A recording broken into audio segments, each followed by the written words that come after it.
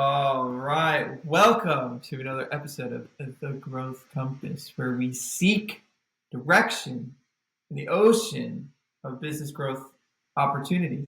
My name is Blake, and before we get started, I just want to quick shout out our sponsor, Senders. So, Senders does email deliverability. They take care of all the technical, difficult, complex things that go into getting your emails delivered. Last year, I'm sure, like all of you guys did, I had my own struggles with deliverability in my cold email campaigns. I dished all the work over to Senders. They did such an incredible job. I asked them to sponsor this podcast, and they said yes. So if anyone out there listening is interested in doing cold email correctly, shoot me an email at the address in the show notes. And now I'd like to hand it over to the guest today, Quinn. Just give a little introduction. Hey there, Blake. Thanks for having me. I'm Quinn Lawson from Community and Company, and I know exactly what you're talking about with email deliverability. I know that we're talking about all things growth, and it's always embarrassing when you have clients having to check their spam for your emails. Yeah. A few years ago. And what's even worse is when their emails are going into spam. That's correct. Absolutely. Yeah. What a pain in the butt.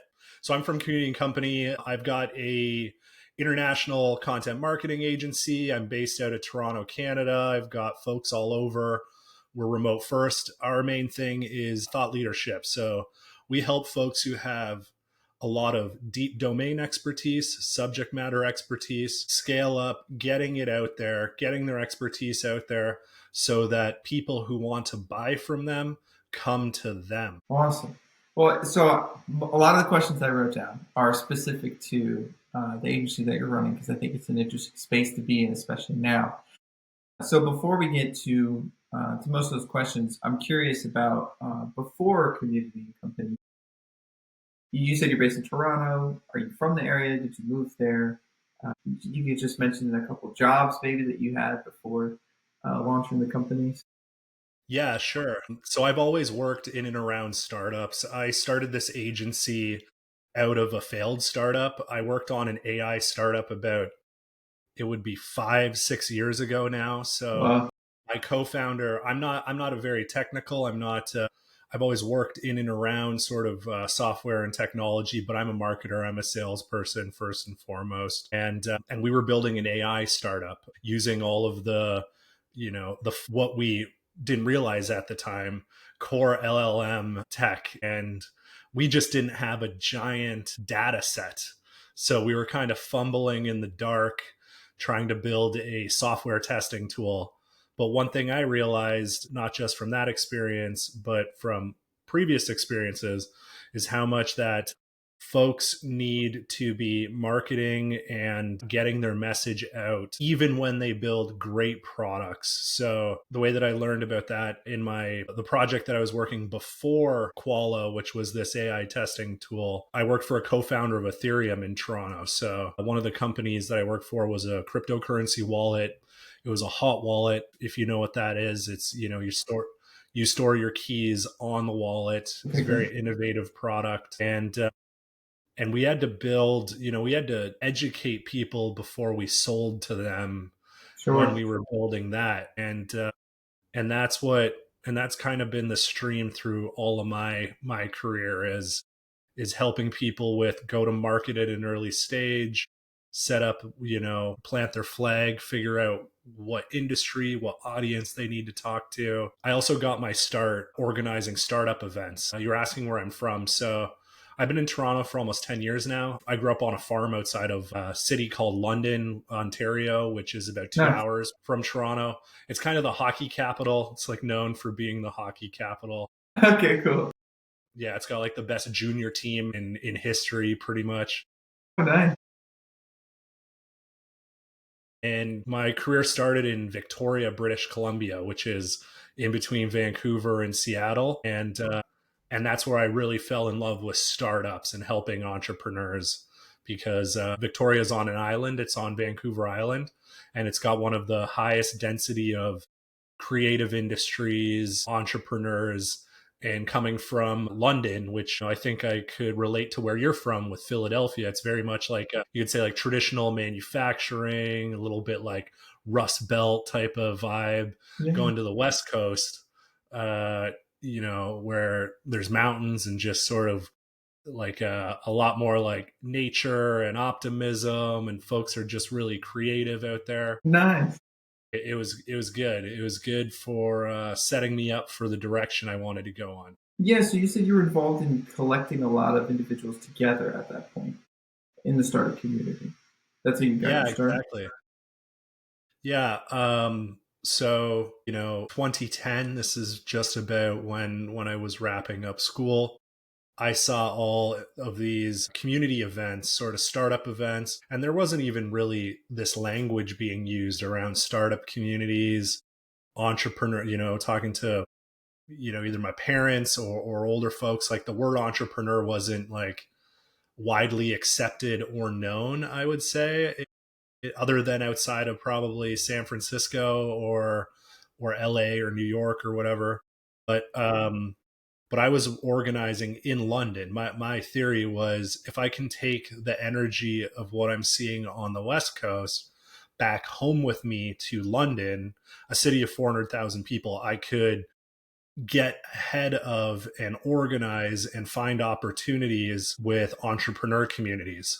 And so I could be early to knowing, a business that's taking off, Yeah, figuring out how yeah. to help them, and that's been where my growth has always, knowing the name of your podcast, like That's my, right. my compass my compass has always been around networking and sort of like appetizing new emerging trends, new emerging events, and being kind of like an early adopter or early like taste tester for where Oh, I think things are going. that's awesome. I resonate deeply with that. I'm excited to hear more about it. So you went from taking that energy back home, you found the spark around wanting to help emerging startups, early stage startups find their initial audiences and scale. That got you involved in, I'm sure, a couple other things that you mentioned, um, the blockchain startup, and then also the AI startup after that. And so all of those experiences led to community and companies. So how long have you been running that? Yeah. So how long have I been running a community company? So Yeah. I bought the domain probably 10 years ago. I sat Okay. on it. The initial idea was to create these miniature publications with different industries. So there would be a food entrepreneur page, there would be a blockchain page, there would be a SaaS page, and I would go around and interview different founders in those spaces and build like community virtually through these little media platforms. And Interesting. they'd be episode based. They'd be a series of 10 episodes. But then I got into the crypto company and kind of iced that for a little bit. But every time I was, finished a contract or working on a startup and trying to think about the next thing because maybe that startup didn't work out, I just went back to community organizing. So I would just run events and I would just call it community and company. Nice. And so I just had that name, and I realized that thought leadership was starting to take off. People were publishing a lot more books. They were running webinars. LinkedIn was, just starting to really become a super popular channel, as popular as Instagram or Twitter for work, particularly, obviously.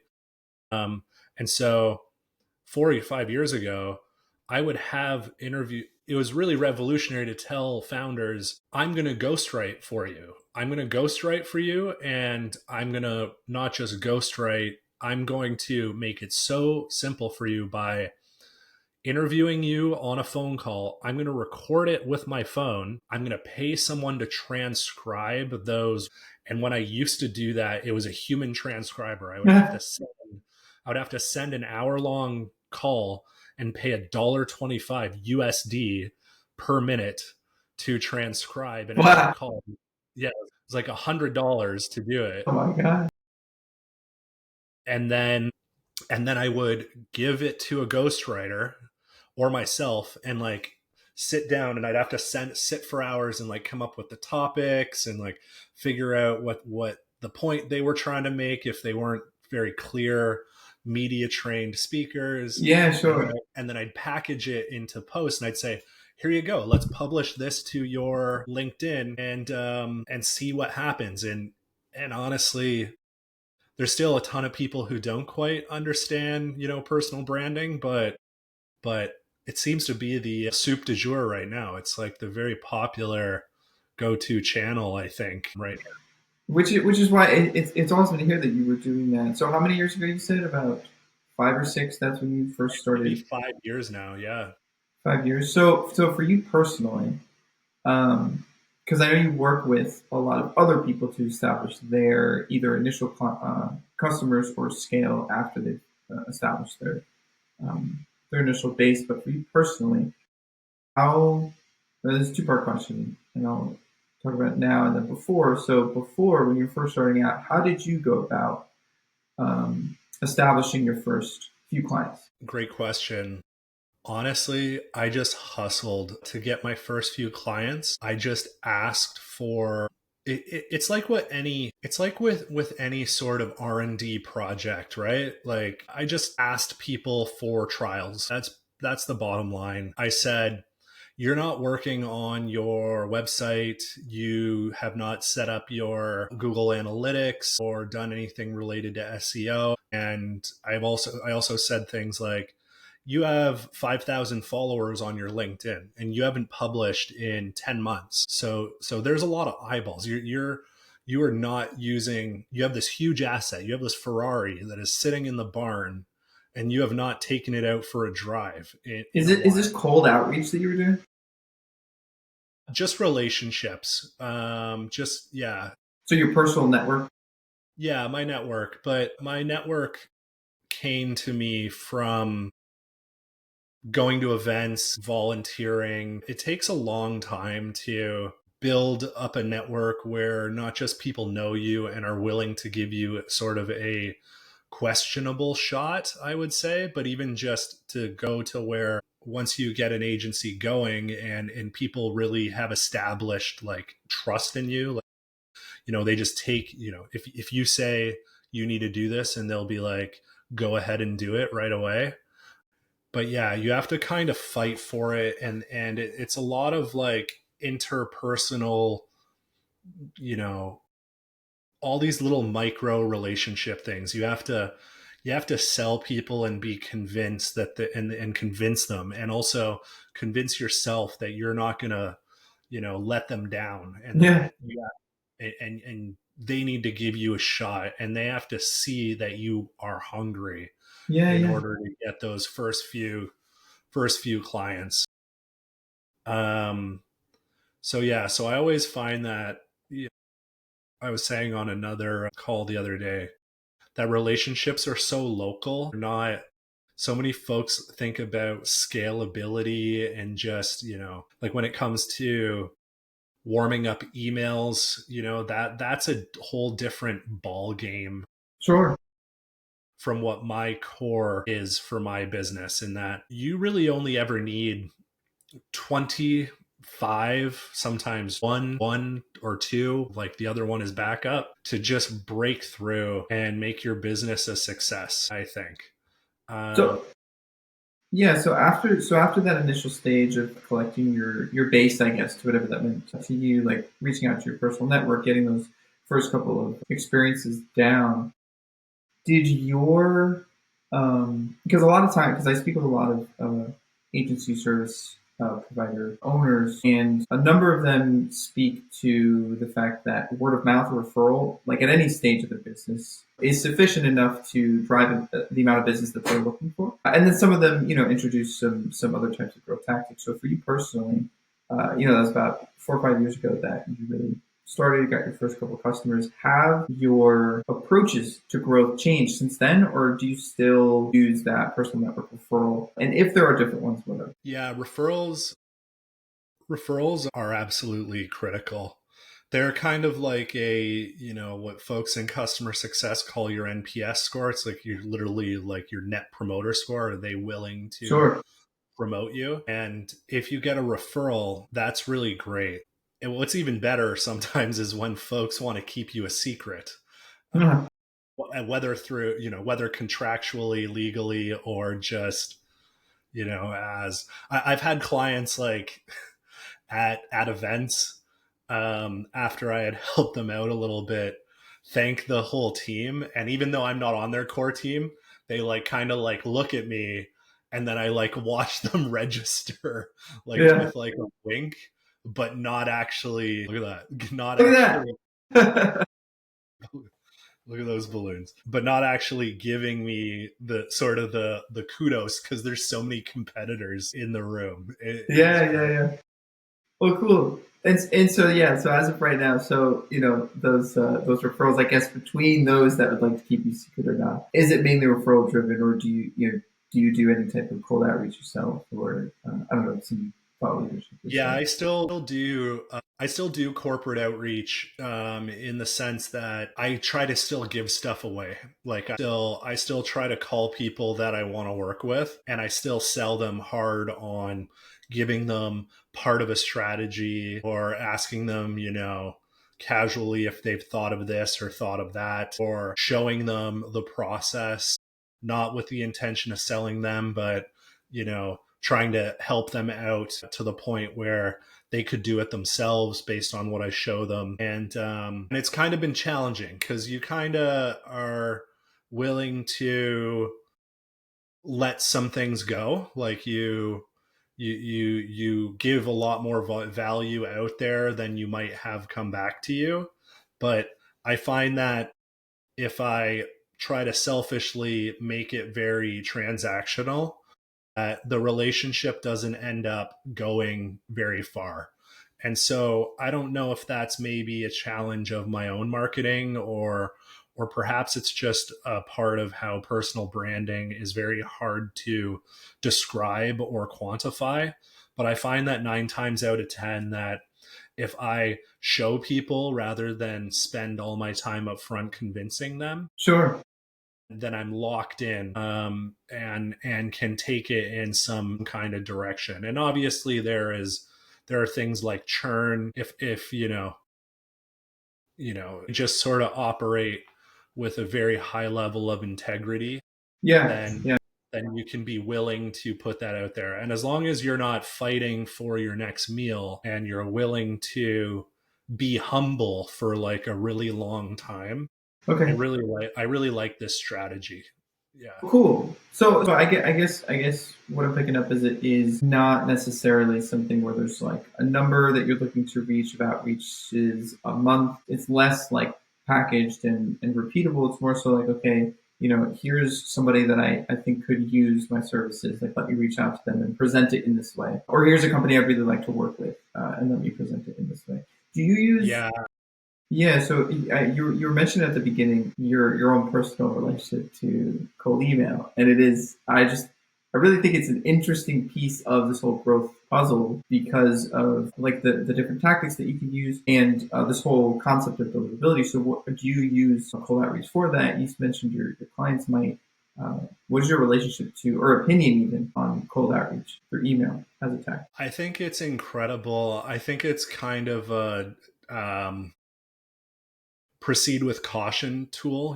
I think that you've got to be a little bit conscientious of, let's say, like rudely interrupting people a little bit. But when it comes to exploring a new ecosystem, trying a new geography, launching a new product, cold outreach has been really useful. I also find that when it comes to campaigns and nurturing and finding lookalike audiences, cold outreach is wonderful. Um, Cold outreach being researching new contacts, finding their contact information, and sending them something with in a relatively automated way. I Yeah, think yeah, that yeah. there are so many sweet tools that are increasing the personalization of these outreaches as well. And you can unpack an incredible amount of information. You can use built with to figure out what their tech stack is, and you can target specific challenges or opportunities with their tech stack. You can email based off signals with job changes or job improvements or fundraising, any other sort of news signal that you want to identify. I'm always trying to think about it from an audience perspective and What do you mean from by that? like bringing people together. So, th- whether through creating content or almost like every cold outreach has sort of a newsletter component. Like I don't really differentiate between them. Like I think executives, people that you reach out to, executives particularly in larger companies, but even like entrepreneurs, you have to have a really, really good reason to be interrupting them or to invite yourself into their inbox. And as soon as you attempt to particularly sell them something, um, I find that things just drop significantly. Yeah, So totally. what I do is try to bring them together with other opportunities. And so whether it's like inviting them to events or getting their opinions on things or other sort of networking things, those tend to be solid reasons to keep doing cold outbound. Cool.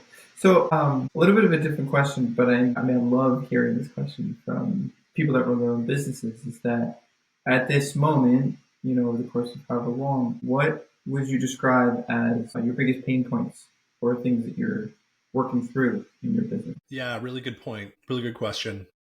Yeah, the biggest pain point, it depends what day of the week it is, I think. Okay.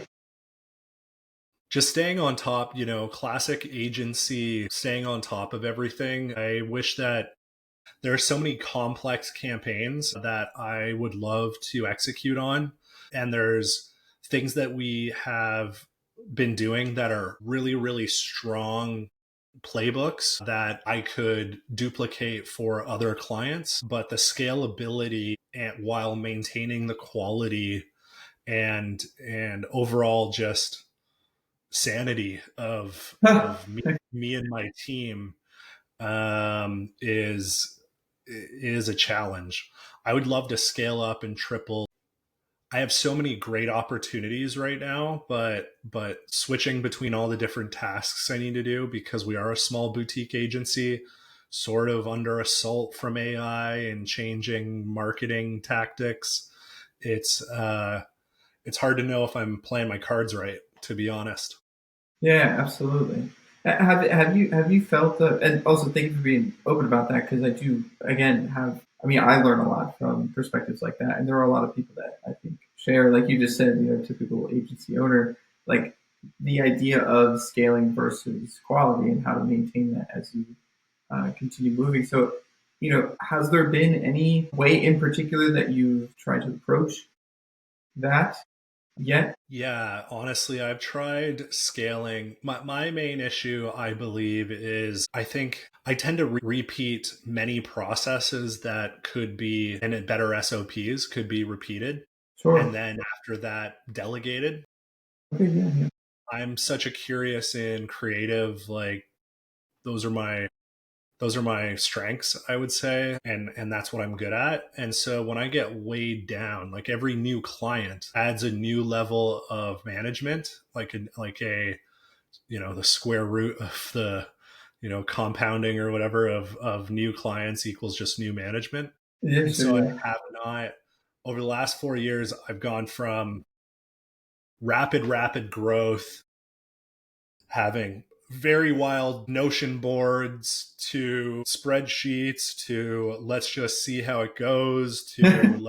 let's hire people to I need a coach to my most recent one was here's our folders, you're senior, just figure it out, like figure it out, and I'm your advisor.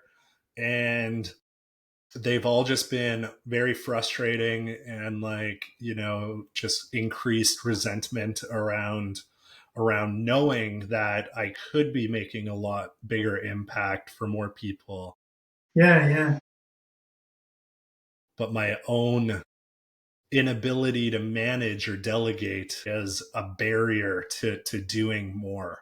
yeah. Uh, Well, good. There's a decent amount of content that I consume around that particular topic, so I'm excited to switch over some readings and get your opinion about that. So, and thank you for sharing all of that. That's really useful. I have two more that I've written down that I was looking forward to asking you. And the first one was either right now or in the past, as far as it goes with community and company, is there a particularly favorite or maybe most interesting, or just one off the top of the head, client or problem or campaign that you've ran that you really enjoyed particularly? yeah, absolutely.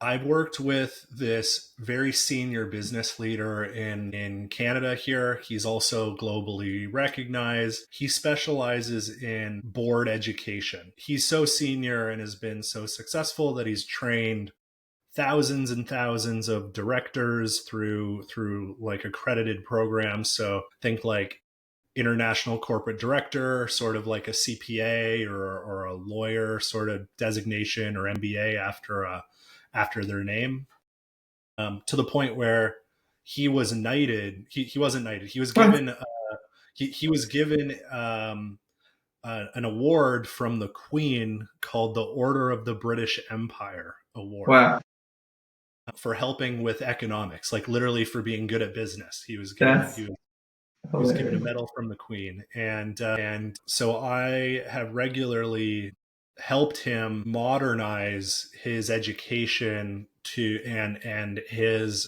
reach for his thousands of students that he has had over the years. And so I took a pretty modest newsletter about 4 years ago and have turned it into thousands of active. We have a 40% open rate on his newsletter, Nice. That's crazy. and we've come up with a ton of creative campaigns. He retired from the University of Toronto, and and he had some pretty significant. There's this thing called the Governor General of Canada, which is the representative of the king or queen in the country. It's the person who actually like signs stuff, the prime minister.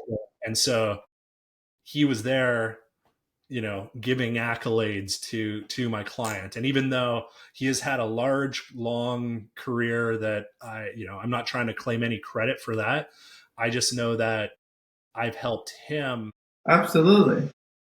I've helped him through his retirement from the university and staying very active and getting tons of opportunities globally to go and talk and just running online events for him, and even just having him as like a client but also someone to learn from, and be mentored by a little bit is it's amazing to have found that. And that opportunity came to me, going full circle on our chat, from reaching out to a prospect when I started my agency and helping them by just asking to do stuff for their marketing. Like I said, you're going to be my guinea pig and let me help you launch a website, and I'm going to help you launch a newsletter.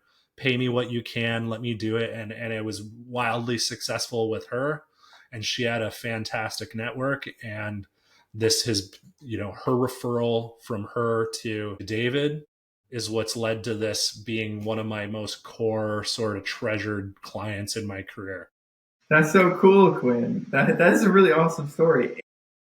You, like you said, you tied it into the beginning where there's this concept about like being open, reaching out, being vulnerable, and it led to that really legitimate, not only professionally but also personally impactful relationship in your life. So Yeah, that is a great story. you got to be you ought to be transparent. I find that people tend to beat around the bush around what they want, and so they have to Yeah, speak up and do it relatively quickly. but you have to also be humble around managing expectations. Like, it's no problem being like, I want to experiment with this on you, and here's how I'm going to make sure it's going to work. And if it doesn't work, here's the backup plan, which will still be really valuable for you. Yeah, yeah. And then the third thing is, you got to work hard. You got to deliver. You got to literally deliver. So, transparency, you said vulnerability. The second thing is, lay it out so that it's like going to be a win-win regardless. Like, think of backup plans. And then the third is deliver. Like you're Yeah. going to hustle to get started. And if it hurts, if that means you're heading in the right direction. That is part of the process. Yeah. So, out of all the blog posts that you had the opportunity to send me, you sent me one on the Dunning-Kruger effect. Yeah. And so I was curious if you had a personal relationship to that concept, a personal interest in it. I think it's very related to what we just covered, which is the idea of, having the confidence in self to reach out and be vulnerable and deliver for somebody. But I definitely wanted your perspective on that, since it was the one that you had sent. Yeah, it's just for a good quotable. There's too many dumb people that think they're smart that are being so loud and taking up all the noise in this world, right? Yeah. And it's kind of souring the idea of cheerleading for yourself and speaking up for yourself. I was just talking to this client today, and she grew up in an environment where she's one of my clients, has been an amazing success case the last year and a half, but she shared privately, I'm going to say a little bit, but she's very modest. Like, she's from the prairies, like think of like a classic Midwestern, like, Sure. you don't pump your tires that loudly. Yeah, yeah. That's just not the way you do That's it. And good. so, that's frowned upon just Sure. culturally. Yeah. And so the Dunning-Kruger effect, the idea that, you don't necessarily know how smart, the idea that people who don't know a lot think they know a lot, and people who do know a lot don't actually know a lot or feel like they don't know a lot. Right, right, right. Like, a kid knows what space is, but also doesn't know anything about space. The scientists at NASA know more, there's a difference between them not knowing about the vastness of space and the kid. Sure, yeah, Like, yeah. and so Has here's that the, concept played in your life personally at all? yeah, I would say so. Yeah. I have a challenge sometimes doing my own marketing. And I think that agencies sometimes have a hard time doing their own marketing. And that's kind of the whole concept behind why folks who should have personal brands and feel and want to have their own personal brands ultimately don't. They're either bashful, or their ego is in the right place, like and they are worried legitimately about saying the wrong thing. But there's all these other hosts of things, like they are worried about perfection. They want to say exactly what the specific thing. I've worked with clients where basically they add commas to every sentence because they realize every single exception. They're not in the mind of the client. They're just like, what I mean by comma is that they're like, ooh, it's not quite like that. It's not Oh, quite like that, because they are the NASA scientist of their business. And so they're trying to describe in one blog post everything they know about a subject. And so they're Dunning-Krugering themselves because their own intelligence is kind of getting in the way of being able to help people, being able to like actually build trust and market and help people. do you have any approaches to getting past that? It's so unique for each client, but there's a handful of things that help, and there's a good blog post I have about that, but it basically boils down to getting the right support. So we're a cheerleader, we'll be like, hit publish. It's good enough.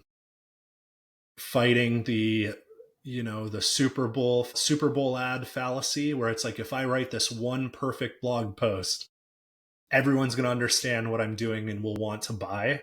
Marketing's a game of inches. Like, you want to publish constantly, produce constantly in order to create momentum. That's what makes you an overnight success. There are no Super Bowl ads that help you achieve that. There sometimes are, but rarely. Usually Yeah. that means, Super Bowl ad happens 1 out of 1,000, if you're, or 1 in 1,000,000, I would say.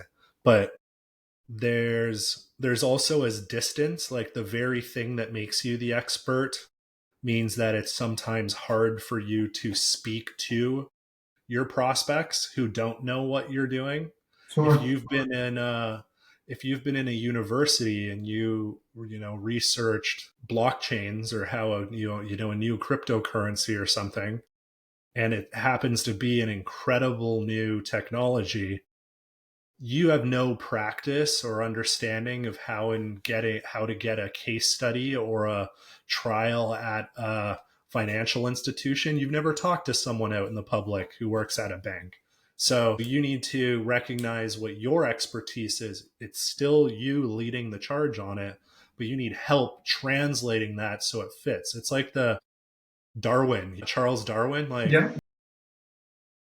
each bird's beak was evolved to fit a certain seed that they can eat. And so even though they're getting the same calories, they're still getting energy. You're still solving a Yeah. problem. You have to make it fit for what they're capable of consuming, what they're used to consuming. Yeah, Right. there's a book, Made to Stick, and I forget who it's by, but it is about how these ideas or narratives, like some of them, just like fairy tales, for example, how, like, what is the structure of these fairy tales that you can persist generation to generation, and then it's they're business leaders, so they try to make the connection to the business world, but they have a shorthand for what you're saying. It's called the curse of knowledge, is what they labeled it, which is essentially, if you're in a position of expertise, it's hard for you to see from the perspective of someone that doesn't have your expertise, and it's hard to communicate, and it gets in the way of, like you're saying, like your messaging or like in a sales conversation. So that's something I try to look out for all the time. One of my summer jobs in university was building pool decks. So it was just like smashing concrete and That's like cool. wheelbarrowing and stuff. And so my boss, who was, a concrete foreman for 30 years, he couldn't really teach me. I was unteachable. I'm not very good with my hands. Like, Okay. but he gave me, I'm like, how do I level the forms? Like, show me, literally teach me how to hammer the stake. And he's just like, you just do it. You Yeah. just Right. do it. Hey, perfect example. Yeah. He could not, he could not, he's so distant from learning the skill that he can't actually communicate it Yeah. properly. Yeah. Awesome. Well, Quinn, this has been so cool. I've had so much fun in this conversation. You have a lot to say, and I'm glad that you took the time to say it on this podcast. Me personally, and I know the listeners too, would be very happy. We get a bonus question. And my question to you is, what is something recently or overall, you can answer it however you like, that inspires you? I'll go for something that's common nowadays, but Beautiful. I've been loving the creativity of playing with artificial intelligence lately.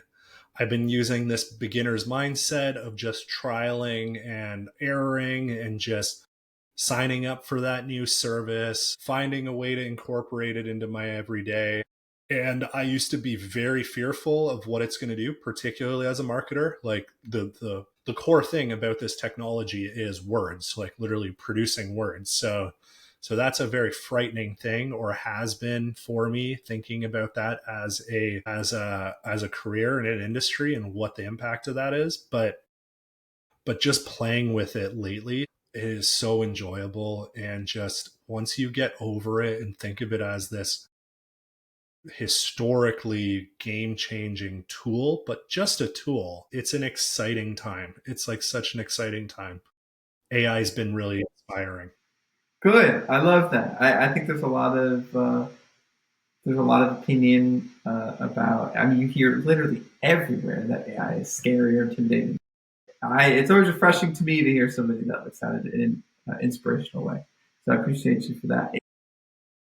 If people want to find you, what's the best place to find you? Just follow me on LinkedIn. Just look me up, Quinn Lawson, Community and Company. Really appreciated the chat, Blake, and happy to chat about anything content marketing, go to market, entrepreneurship. Really love the chat. Thanks, Blake. It's really, really. Got it, man. Well, you have a great day. Cheers, everybody. Cheers. See you, buddy. Bye. Yeah.